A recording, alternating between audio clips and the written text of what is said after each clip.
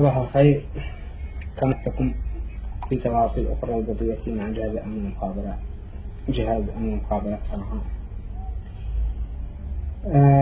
قبل سنة تقريبا، تحديدا في نوفمبر 2021، جاءنا طلب من جمعية الصرافي لعمل تحليل ودراسة للنظام المتعامل به أغلب شبكات الحوالات والشركات الصرافة المنتشرة في اليمن، كوننا نمتلك الكثير من الخبرة في هذا المجال. وتم الاتفاق على بنود العقد وعلى المبلغ، وقمنا بدراسة تحليل النظام، وأعطيناهم تقرير شامل بأماكن الضعف الأمني، وأيضا التوصيات والحلول والاقتراحات، وكل شيء تم على أكمل وجه. وبعدها بدأنا نقدم عدة خدمات لعدة شبكات وبنوك في الأمن السبراني، وكان هناك عقود استشارات أمنية لعدة جهات.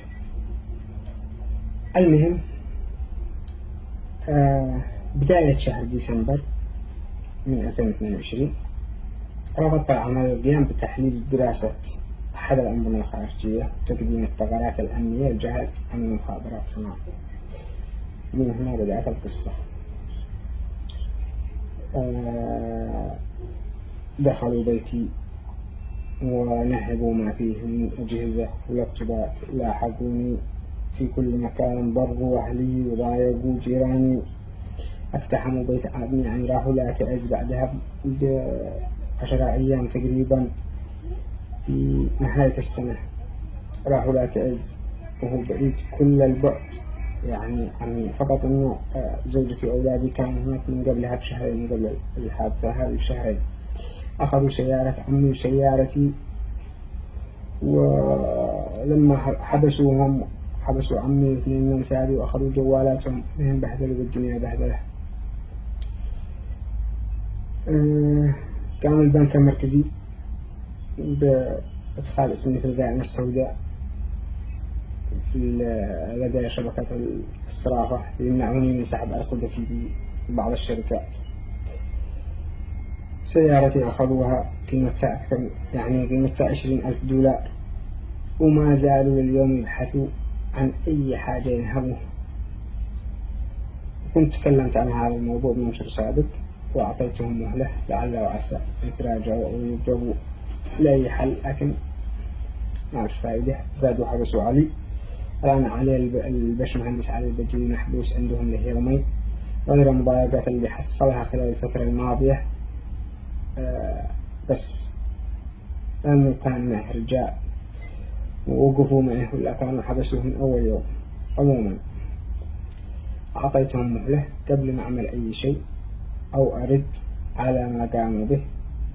هذا بعد ما خرجت من اليمن طبعا، ولا لو كانوا يمسكوني وعدنا عندهم كانت انتهت القصة. لكن الحمد لله خرجت. لما شافوا ما قدروا يمسكوني قلت بعطيهم مهلة لعل وعسى نوصل لحل، وما في داعي لطرف المشاكل. المهم خلصت المهلة ولا عاملين أي اعتبار، واليوم بنظرهم نخسرهم ملايين كانوا ينهبوها على ناس، ونحاول نرجعها لأصحابها. موضوع الحوالات المعمرة والغير مستلمة لدى شبكات الصرافة وشبكات الحوالات، في قرار من البنك المركزي لشبكات الحوالات بعدم صرف أي حوالات أخرت أكثر من شهر ولم يستلمها أهلها، يعني أصحابها ما يستلموها، وإيداعها في البنك في حساب مخصص لهذه الحوالات، بمعنى يأخذوها هم. هذا تعميم من البنك بالكامل، يقول له المطابقة اليومية لرصيد الحوالات غير المسلمة لفترة شهرين مع رصيد الحساب البنكي المخصص لها، والتوريد إلى الحساب البنكي بقيمة أي نقص إن وجد في رصيد الحساب البنكي عن الرصيد الدفتري للحوالات غير مسلمة لفترة شهرين، وبنفس عملة الحوالات في أول يوم دوام من كل أسبوع. كانت طبعا شهرين، هذا في عام 2020. أما الآن قد شهر. أنتم عارفين إيش معنى الكلام هذا، يعني يحتاجون مبالغ تقدر أنهم يأخذوها. بمعنى إنه إذا تأخرت حوالتك أكثر من شهر وما استلمتهاش، بقى تروح تستلمها، بقى يقول يعني أي صراف بيقول لك الصراف رقم الحوالة غلط، الحوالة هذه مش موجودة ما تظهرش في الموضوع، يعني خلاص ما عاد تظهرش في الموضوع. أنت تظن أنك نسيت رقم الحوالة أو فعلا رقم الحوالة غلط، إذا كان المبلغ بسيط بتركه مش حق السيرة والرجعة. هذا المبالغ قد يظنها البعض بسيطة، لكن في الواقع هي مليارات وليس ملايين، مليارات. يعني قد توصل في شبكة واحدة إلى أكثر من 2 مليار ريال يمني، وأكثر من 20 مليون سعودي، وأكثر من 4 مليون دولار. هذا شبكة واحدة، فما بالكم أكثر من 22 شبكة في الشمال. طبعا إذا كنت متأكد من رقم الحوالة أو المبلغ كبير، يقولون لك ما تقدر تستلمه إلا من فرع من فروع الشبكة نفسها. تروح للفرع، تكلم أول موظف، تعطيها رقم الحوالة، يبحث عليها، نفس الشيء يقول لك غير موجودة. إذا أصريت يقول لك قبل كم كانت، في تاريخ كم، تقول له أنت قبل شهر، قبل شهرين، قبل سنة. هنا يروح يبحث عنها ويكتب التاريخ، يحدد عن الفترة طويلة، بطلع. إذا المبلغ بسيط بيصرفه لك، أما إذا المبلغ كبير يقول لك تواصل مع الإدارة، تعال بكرة، تعال. المهم ما بيسلموا لك المبلغ إلا وقد طلعت روحك. وطبعا إذا أنت ناسي رقم الحوالة خلاص انسى، لأنه لا يمكن أنه يبحثوا عن الحوالة باسمك فقط، ضروري يمدي لهم رقم الحوالة اللي يقول لك ما فيش. المهم كل هذا التعقيد أوامر من فوق لنهب أموال الناس. وطبعا البنك المركزي بيطلب من كل الشبكات، شركات الصرافة، كشف بجميع الحوالات نهاية كل يوم، سواء الحوالات القبض أو الصرف، يعني الحوالات اللي قبضها الصراف أو شركة الصرافة أو اللي صرفها. لذلك عندهم بيانات جميع الحوالات، وإيش الحوالة اللي تم صرفها واللي لم يتم صرفها. واليوم بجيب لكم هذا البيانات، رابط كل واحد يبحث عن الحوالات حقه الذي ما قد استلمها، بتظهر حوالات لأهم الحوالات، يبحث باسمه أو برقم تلفونه أو حتى عن الاسم الأول اللقب، بتظهر الحوالات كلهم، يروح يشارعهم يستلم حقه.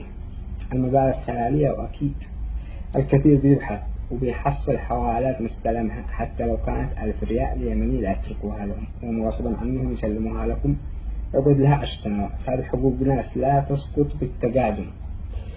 والمفترض أنه يكون في إدارة لمتابعة أصحاب الحوالات، يتصلوا صاحب الحوالة يقولوا لي معك حوالة من قبل شهر، من قبل شهرين، ليش ما جيت استلمها، ايش حصل معك خير.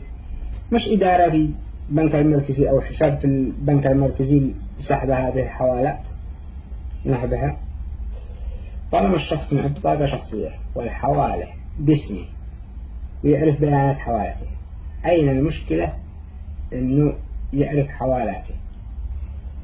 يعني ما فيش أي مشكلة، كل واحد ما بيقدرش يستلم حوالة الثاني، ما تستلم حوالات إلا بطاقة شخصية وبتوقيع وكل حاجة منتجة، يعني ما حد بيستلم حوالة الثاني. فأين المشكلة لو سلمتوها عليه حتى لو لها سنة؟ أو على الأقل افتحوا خاصية بحث الحوالات بالاسم، من حق أي شخص إنه يروح لأي شركة صرافة يقول له هات لي حوالات باسمي، كل الحوالات طلع عليه كش، سواء الذي استلمتها أو ما استلمتهاش، هذا حق من حقوقه. ليش التعقيد هذا إلا ضروري لجمع الحوالة، وإذا ضاع عليه خلاص ضاعت فلوسه. هذا الخبر ما جبته من باسل، الكل يعرف هذا الموضوع، وأنتم بتبحثوا عن الحوالات وبتعرفوا كم يا حوالات ما استلمتوها.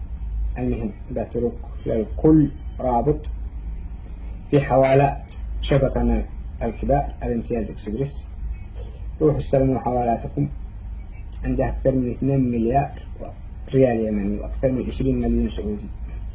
هذا حوالات المتأخرة اللي الناس ما استلموهاش، أكثر من 250 ألف حوالة. هذا طبعا شبكة واحدة بنبدأ بها، والباقي بعدها في الطريق بنفعهم كلهم واحدة واحدة. ما كنت أتمنى توصل الأمور لهذا الحد، لكن زيدوا بها وبروني وبروا أقربائي بشكل كبير جدا. يعني هذا أنا رفضت فقط العمل معهم، ولا ما كنا بقى نوصل للأمور هذه، ولا لي دخل يسدوا، لكن ضروني بشكل كبير فقط، يعني لأجل حاجة من حق من حقوقي.